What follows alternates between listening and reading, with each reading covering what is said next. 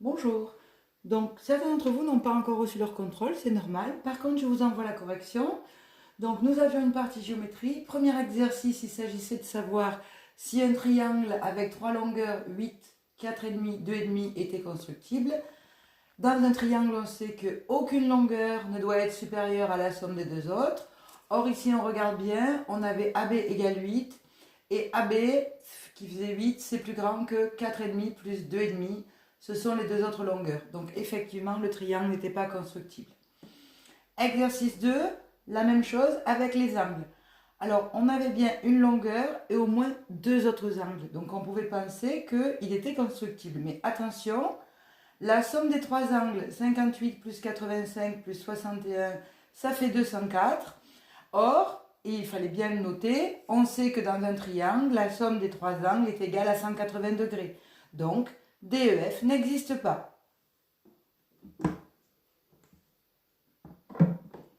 Exercice 3.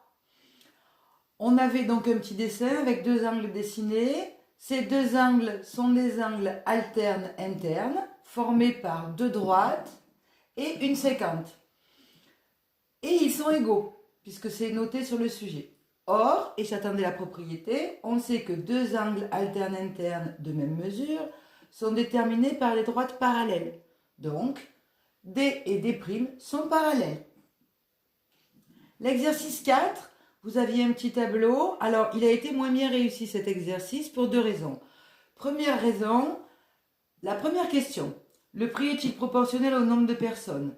Alors, certains d'entre vous n'ont pas vu que c'était le prix par personne. Donc, lorsque c'est le prix par personne, s'il y a 10 personnes, elles vont payer 10 fois le prix pour une partie de 20 minutes. S'il y en a 20, elles vont payer 20 fois le prix. Donc, c'est bien proportionnel.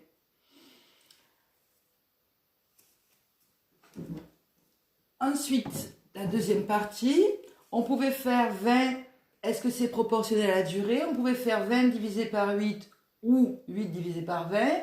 Donc dans ce sens, ça fait 2,5. 30 divisé par 10, ça fait 3.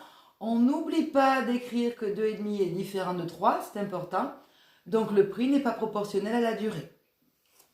L'exercice 5, vous l'avez dans l'ensemble assez bien réussi, mais avec quelques petites erreurs sur la justification. Donc 4 tiers est supérieur à 1, c'est vrai car dans 4 tiers, le numérateur est supérieur au dénominateur, donc la fraction est supérieure à 1. 2 cinquièmes est inférieur à 3 cinquièmes, c'est vrai, on a le même dénominateur, donc on regarde les numérateurs. 2 est inférieur à 3, donc 2 cinquièmes inférieur à 3 cinquièmes. Le petit c, moins 3 quarts supérieur à 1 quart, c'est faux, car moins 3 quarts, donc c'est un nombre négatif, et les nombres négatifs sont toujours plus petits que les nombres positifs. Et ensuite, vous aviez 6 inférieur à 19 tiers.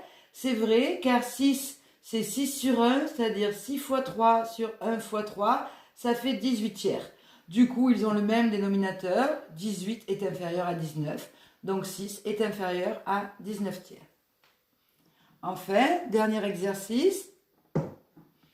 Alors, j'ai été indulgente parce que vous avez reçu des documents dans certains formats et du coup, on ne voyait pas bien où étaient les nombres. Par contre, il fallait reproduire la droite de ce que vous aviez sur votre copie. Donc, il fallait entourer ce qui était bien placé. Donc, on avait 2 sixièmes qui étaient bien placés. La droite est coupée en 6, donc 1 sixième, 2 sixièmes. Et 13